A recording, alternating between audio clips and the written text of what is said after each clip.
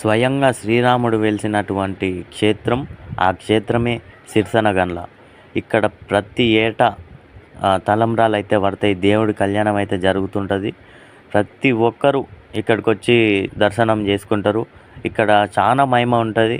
ఇక్కడ ఆశ్చర్యమైన విషయం ఏందంటే శ్రీరాముల వారి దగ్గర కౌసు నీసు ఉండదు. అలాంటి శ్రీరాముల వారి క్షేత్రం దగ్గర ఇట్లా అమ్మవారు పోచమ్మ గుడి అయితే ఉంటుంది. ఆ పోచమ్మ శ్రీరాముల వారి కంటే ముందు వెలిసిందని చెప్పి చెప్తారనమాట.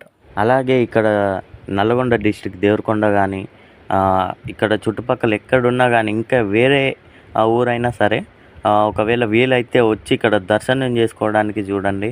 అలాగే ఇక్కడ శివుడి గుడి కూడా ఉంటుంది. అంత ప్రశాంతంగా ఉంటుంది. గుట్ట పైన వెలిసిండు దేవుడు. అక్కడ ఆ క్షేత్రంకి వచ్చి మీరు దర్శనం చేసుకుంటే మీకే తెలుస్తుంది. అలాగే నేను దీనికి సంబంధించిన ఫుల్ వీడియో నేను యూట్యూబ్లో పెడతా, చూసుకోండి.